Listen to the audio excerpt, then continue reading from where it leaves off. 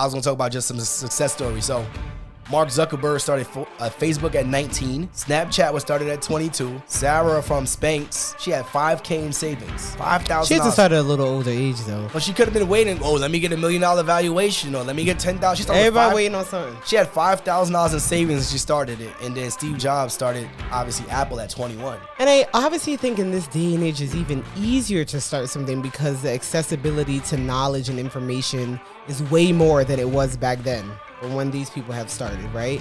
The information that we have out there, the technology that we have out there, the resources, even more, there's no reason to wait for something. The information is there. So really, it's just you holding yourself back, if you think about it. Yeah.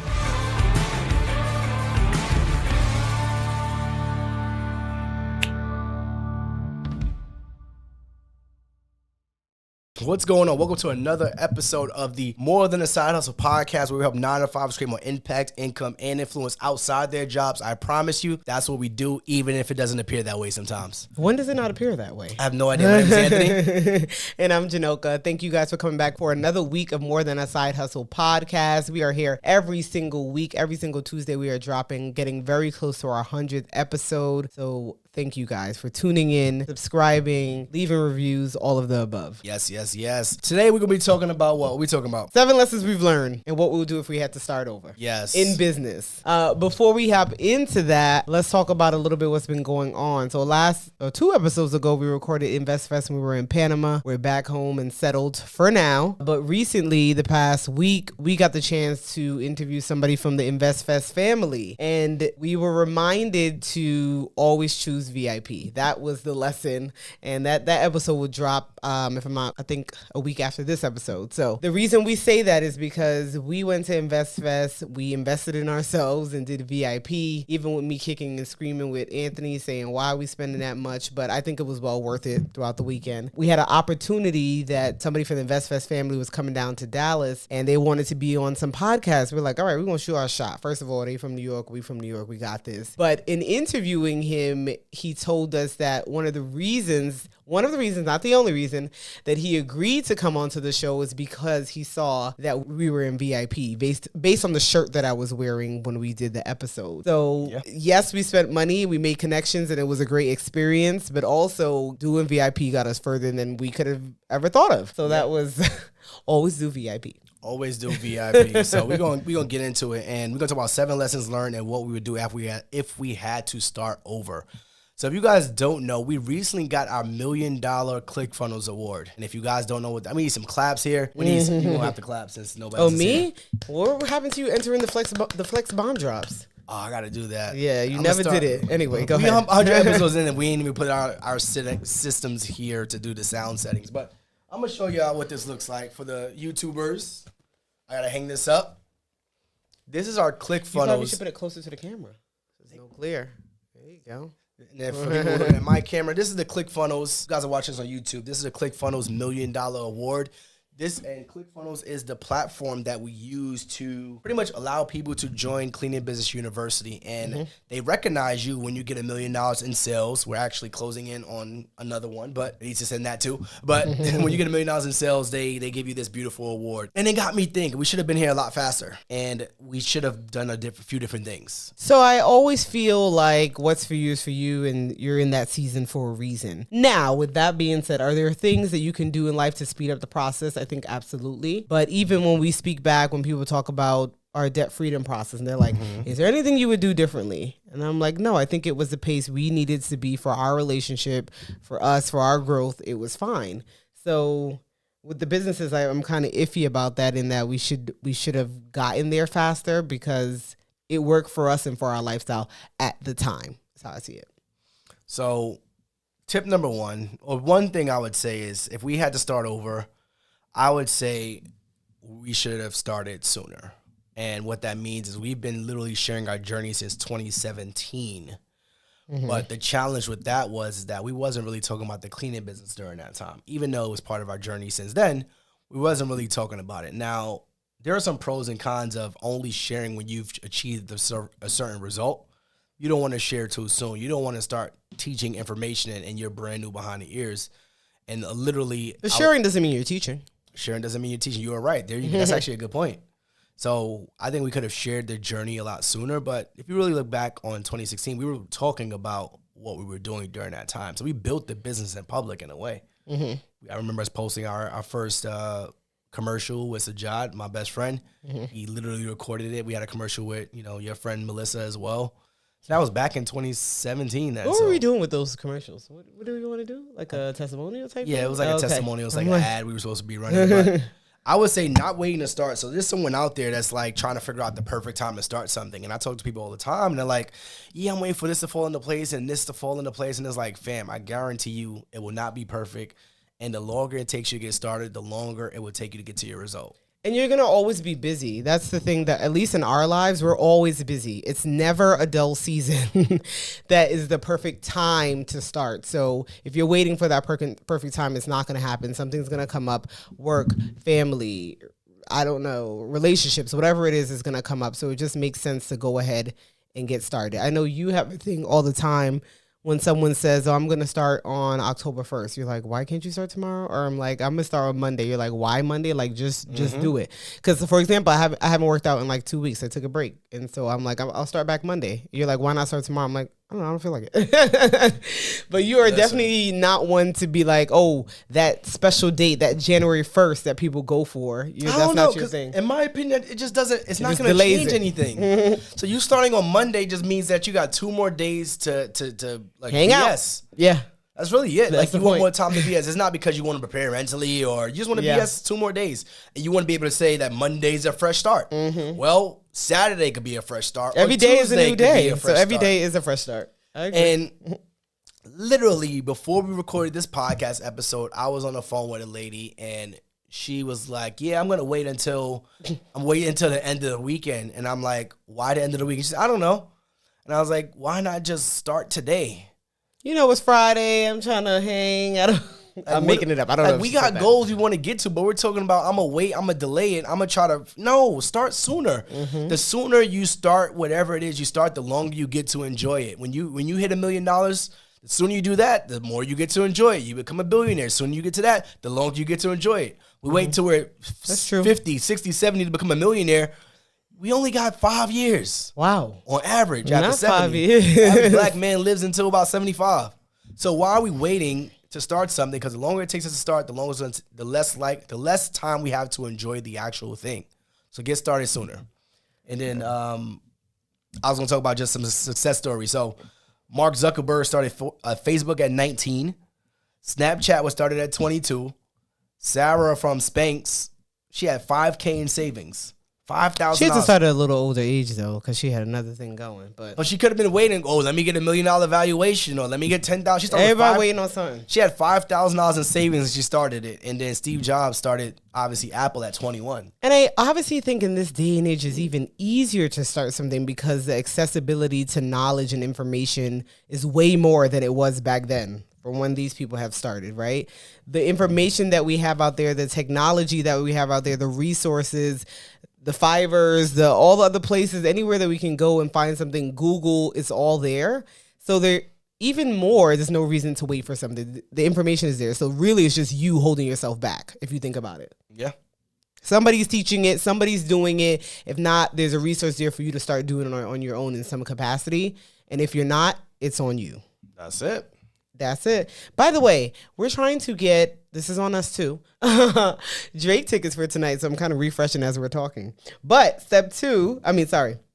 lesson 2, if you will, scale faster. So once you get started, what are you scared about? And I see this all the time when I work with our more high ticket clients that we have and students that we have. And they're like, yeah, I'm putting this amount into the marketing. I'm like, and how many clients did you get? I got 2 clients. I said, let me tell you something right now. One client has just paid for what you're paying. So if you're putting in $100, one client pays for that. Now what? What are we saying now? You know what I mean? I think it was a shift in mindset for me as well coming into the business. But we have to understand the more money we put into marketing, the more eyes can see us, the more people will book us. You know what I mean? And people have a hard time grasping that. We just want to hold all the money when we're starting a business. I'm like, business takes thousands of dollars to start generally. Yes, the cleaning business is on a lower end, but you still need to put some money into it. That's probably one of the challenges is that we frame it as such a low cost startup, some of our students are probably afraid to even invest in it. And for us, we had to figure out that marketing is an investment, not an expense. Right. And we say that because when we started scaling our cleaning business, we took 7 months to actually put real money into it. Mm-hmm. So now when we say a student hit $1 million in 2.5 months, that's 7 months that it took us to get there. He was able to do what we did in probably month 1 or 2. Mm-hmm. Scale faster. Because that's how you scale faster. You find something that works and it's like go all in. So for us, when we first started cleaning business at university, we started teaching this stuff, we wasn't really running ads like that. It was just like word of mouth or testimonials or just Instagram posts, or like it was like we should have went all in a lot sooner. Now, again, everything happens. Could you handle that if it happens? So that's another thing, right? Yeah, like are you able to handle the workload that comes in when you sell a lot in a short period of time? But I definitely would have, if I would have had somebody come in sooner and say, all right, let's put more fire on what you guys are already doing versus a few onesies, twosies here. Yeah. And that's the reason ads and commercials and everything exist, and people email you 3 times a day. That's the reason it exists, because they want the exposure. They want to be in the top of your mind. They want to be there. They want, if we're just, say we have 5,000 people within our circle, that's limiting us, right? How are we going to get to the rest of billion people in this world that could potentially want our services or our product? Putting in the marketing dollars, putting in the ads, having the exposure, sending out the email, sending out the text, that type of stuff. And that's a way that you can scale faster if you're open and willing to put the money in. Obviously do the work, but put the money into marketing and being exposed to other people. And I was listening to somebody and they was like, when you run ads, you don't run ads for sales. You run ads for eyeballs. Mm-hmm. So it was like, I'm running ads to get more eyeballs that eventually leads to more sales. Mm-hmm. That's what commercials are. They're not trying to get you to buy on the commercial. They're trying to get your eyes. When you be seeing the food, you be wanting to buy it, though. Exactly. Once they got the eyes on the commercial, the end result is a purchase. Is a purchase. Yeah. Like you are an ad, you're paying for impressions. You're paying for eyeballs. You got 2 eyeballs in front of you, or you got 10,000 eyeballs looking at your product or service. More likely, you're going to have a lot more money if you got 10,000 eyeballs on your product or service versus just 2. Mm-hmm. And the 2 being yourself, because you don't want to put the money out there. So think about marketing as an investment and not an expense early on. Scale your products a lot faster. So that's something I would definitely think that you should do. And as you're listening to us too, think about things that you could be doing to help you get to your goals a lot faster. Learn from our mistakes. The third thing, avoid overcommitting. So that happens a lot. I think we are a bit more mindful of it because we're very particular on how it's going to impact our lifestyle. Yeah. So we try not to overcommit on things when it comes to our students and what we can provide when it comes to us physically having to do something, right? Because it's important. I don't want me to be dreading going into business. Now, if not every day I'm excited about it. However, I don't want it to be that it only revolves around me, and now if I'm not functioning right, then the business isn't functioning right, and that tends to happen as well. So, yeah, when we build things or talk about things we're doing, it has to fit into the lifestyle we want to live. So it has to be sustainable. It has to be sustainable for us. So when you talk about like things you could do to avoid pitfalls of overcommitment, so that's very important for us. We don't want to overcommit to something and feel like, damn, we shouldn't be doing this. Because at the end of the day, like you build a business so that you could have more time freedom, not because you want to build yourself another job. So I would focus on delivering value rather than overwhelming packages. So for us, Cleaning Business University is our only product. Like there is no other thing for us, right? And that can be good or bad. We've had our coaches definitely saying there should be levels, which we don't disagree with it, but sometimes keeping it simple can take you further, right? Sometimes, this is all we have. You want to work with us in some capacity? This is what it is. I'm going to record the rest of the episode with this award here next to me. No way. Because that should be a separate episode of like how we got here, blah, blah. Okay. See? All right. That could be a separate episode. Where you can hold it for fun. Yeah, that's going to be a separate episode. There's a whole game plan that you got to do to get something like that. So, yes. Not overcommitting. Not overcommitting. Very important for us. You want to move on to number 4? Yes. Build a brand beyond yourself. So you may say, well, you guys don't got a brand beyond yourself. We have a company beyond ourselves. Yes. So as you know, we shut down our virtual assistant business. So that was one company that we had. And then our actual cleaning business has nothing to do with us. Nothing. nothing. Meaning like our brand, Like, our likeness, our personalities. That has nothing to do with our cleaning business. It operates as its own thing. Everything in this world, the podcast, I mean, yes, we're talking. So obviously, Cleaning Business University, at some point, it may not revolve around us either. Our students speak for themselves, like the testimonials that they have when we start having coaches in our program, that type of stuff. It may not be just us. At this point, it is. But building something beyond your brand is important, maybe in addition to your brand. I think that your brand is what gets people on board, is what gets people to buy from you. So I'm not anti having a brand. Like, you know what I mean? I think that people may buy the product, but they like you first before they buy it. I'm not going to buy from someone I don't like or feel like they're not giving me right information or they're steering me in the wrong direction. So your brand does help you to sell, but it should be more beyond that, basically. Yeah, with like I had my first person. We just hired our first person that's going to be speaking on our behalf in Cleaning Business University. Now, there's going to be some challenges with that where people have only known us to speak on behalf of Cleaning Business outside of our students' testimonials. So to have somebody that they've never seen before and talk to that person is going to be, oh, well, who is this person? What are they talking about? And they may be like more combative to him versus with me. They know I'm the authoritative figure in this. Because they've heard it, they've seen it. Yeah. They know my tone. So when I'm kind of forceful with someone, they're like, yeah, that's how Anthony is, or that's how Janoka are. That's how they coach. But if somebody they don't know, they maybe feel more inclined to just kind of push them. And I've seen that already. But they're gonna get more comfortable. But then also, there's gonna be a point where I'm not taking sales calls anymore, right? So people gonna want to talk to me about Cleaning Business University. Why? Like, why? I trained someone to have the same information I got. I was talking to shout out to my guy Bruce Hill, New Skills, New You, and we were talking about like this partnership we're trying to do, this agreement.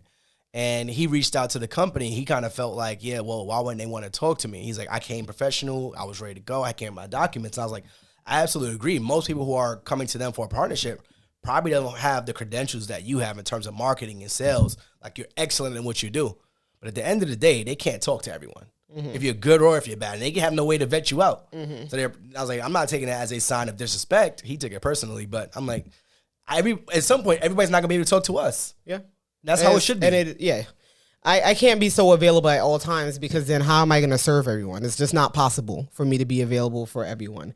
Because now you're limiting yourself, right? Because now you're like, well, I got a baby, I got a wife, I got other things, so now I only can speak to 4 people. But if I have someone else, they maybe can speak to 7 and I can speak to 3. Now we're impacting more people to be part of this ecosystem and part of what we're doing. So people generally don't see it that way, but that's the reason for growth in business anyway. So yeah, that's one of the things that we have learned over the years. Like, we have a business without a brand, which is fantastic, but we talk to people all the time who have service businesses. They're like, I'm the only one that could do it. And it's like, you're absolutely not the only one that could do it. So if you build a brand beyond yourself, you will learn that you're not the only one that could do it. I feel like these big companies have done that well. So we all know Mark Zuckerberg is part of Facebook, but it's beyond him now. We all know Jeff Bezos is Amazon, but it's beyond him now. Even Rihanna, we all know Rihanna's beyond Fenty, but it's beyond her now.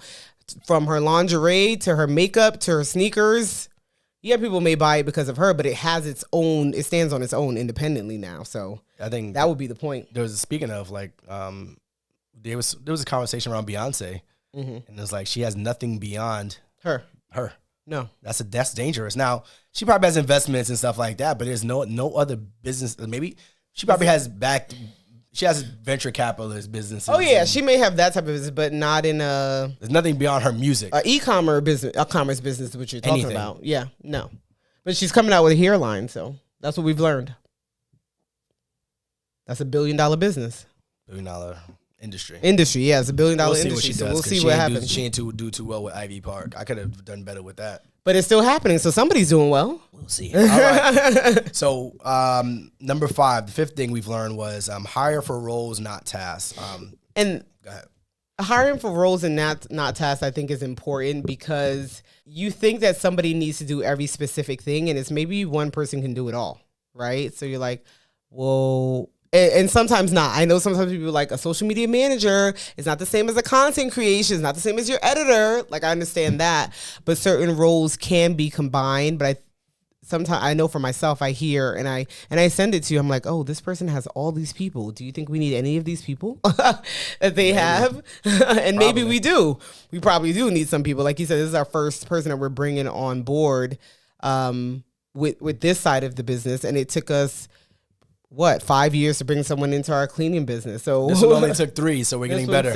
We're you learn. The cleaning business is our first business. You learn, but I think that's important. Not bringing on too much people, and then you're like, I could have just have one person doing what I need at the time, and eventually grow your team slowly. So for our just for our overall content when it comes to the podcast, we have one guy and he has a team, and they pretty much get this stuff out. So they'll cut the clips up, they'll post it on social, they'll get the YouTube, they get the thumbnails, and that's instead of me saying, all right, I need you to do this, this, and this, is like, this is what we need as for the social media side of things. And that's fantastic, but you don't want to get too specific with some of these roles where now they're boxing themselves into a hole because it's like, well, you only told me to do this, posting this content 2 times a day or whatever. And now it's like, well, you don't post it 2 times a day. It's a problem. Where versus I need you to manage overall social media, overall podcast, overall producing versus trying to get people these specific tasks where they're like, they can't think outside of those tasks. Because that's all they know. You told them to do this, they do that. You told them to do this, they do that. And if they don't do it, it's like, it's a problem. So you create these roles for people versus trying to nitpick specific tasks for everyone. And I think it's important to have these, hire people to help you, because that's the way, once again, that's the way that you grow and expand, because you can't do it all. There's just no way possible. Even if you're like, well, I have been, but you probably shouldn't be. You probably can go further if you bring in an expert or someone else that can assist you, and now you can focus on other things or things that you would like to do. So, totally agree. Number 6, embrace a long-term perspective. So this one can be tricky as well, because I know sometimes when people ask us, well, what's coming up within the next year? What's coming up within the next 5 years? And I'm like, I don't know. I don't have any idea at this point. But when you're thinking about business, trying not to think about just what's happening immediately and thinking further as to where you want the business to be. So, like, for example, maybe SOPs is maybe not so important for you because you're like, I'm just starting out. It doesn't matter. At some point, you may want to implement it because it's needed if you're going to hand it off to someone in your business, if you're going to hand it off to someone else, a VA or someone handling your business. So it's important for you to start to embrace and think of a long-term perspective. Yeah, when we started our cleaning business, one of the things we said was, we're just going to do this thing. There was no, all right, the goal is $1 million today. It was like, no, we're just going to do this thing. And the goal is good and bad. I agree. I agree it's good and bad. But most people, like when I speak to people and they want to get into the cleaning business, I always ask them, like, what do you want to do? Like, what are you treating this as a vehicle to get to? Mm-hmm. And then once I know, okay, well, I have some debt that I want to pay off. Okay, how much debt do you have?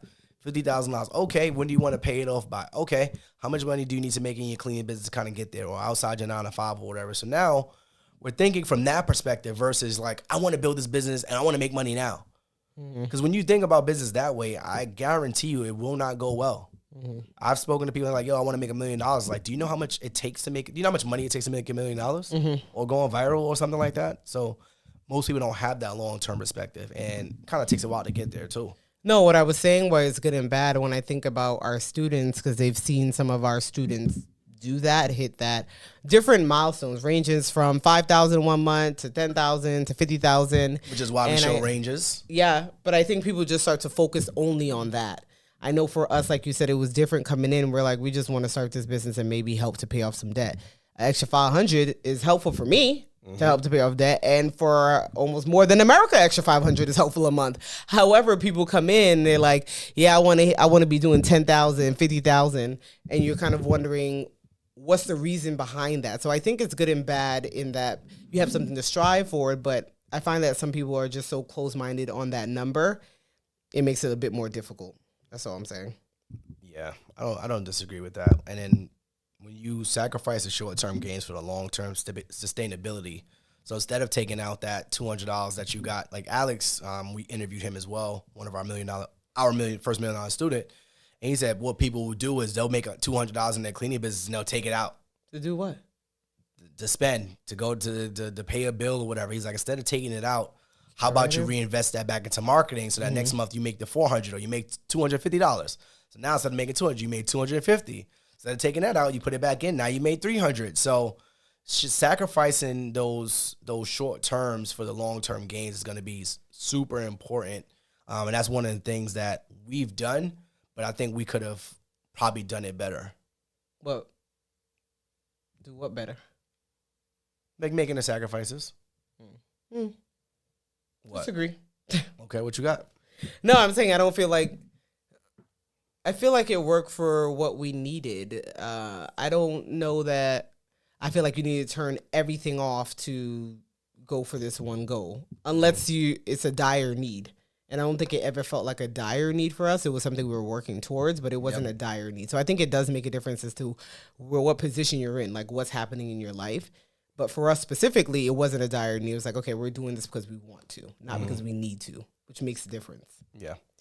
And lastly is just continuing to learn and adapt. Learning for us is one of the biggest things. We spend thousands of dollars on our coaches every month, every year. That is not something that we skip out on. We don't play about that. We're willing to buy a course. We're willing to invest in ourselves. Those things are not an issue for us. But I think at the beginning, it did take time for us to get to that just because of new to entrepreneurship. What does it really mean? Not knowing, which you would think you will go to a coach, right? You want to go to someone that's doing what you don't know how to do. Mm-hmm. But at that time, our mindset just wasn't in that place. And I hope that with podcasts like this and other podcasts that you listen to and things that you consume, you are able to shift your mindset about what coaching can provide to you and continue to learn and adapt to the market that you're in and how important that is. Definitely would have got coaching a lot sooner to learn and adapt to the market changes, to things that people are doing. Because at the end of the day, you really don't know if you're in your own bubble. If you're not around networking, if you're not around networks or like-minded individuals or even coaches or mentors, you don't know what's happening around you. You just literally in your bubble doing your own thing. So I think for us, definitely would have got a coach a lot sooner.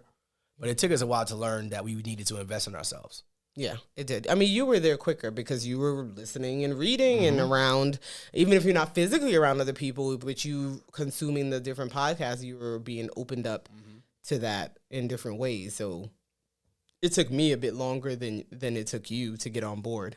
And then we're also going to post our episode on our coaches podcast. If you guys didn't watch it, full transparency, we're going to post that episode probably on our shows that you guys can hear it. For those who don't listen. To everything else, to everything else. So we'll post that. And it gives you a lot of insight on not just the business, but then also the marriage and relationship of how we operate. So that would be another one. But yeah, continuously learning and adapting, being able to make constant changes, being able to get feedback, being able to maneuver. That's going to be important for you. So especially, that's one thing I definitely would have hoped we would have gotten sooner. So I just want to make sure that we recap. Maybe you just jumped right in the middle, but want to recap on what we were talking about, the 7 lessons we've learned in our businesses. So 1, making sure to start sooner. Don't wait, people. Stop waiting. 2, scale products faster. Do what you're doing at a faster pace. It probably can be done at faster. You might be scared, though. Marketing is an investment, not an expense. 3, avoid overcommitting. 4, build a brand beyond yourself. 5, hire for roles and not tasks. 6, embrace a long-term perspective. And lastly, 7, continue to learn and adapt. Business is always changing. You don't know it all. You will never know it all. And that's fine. You're not supposed to.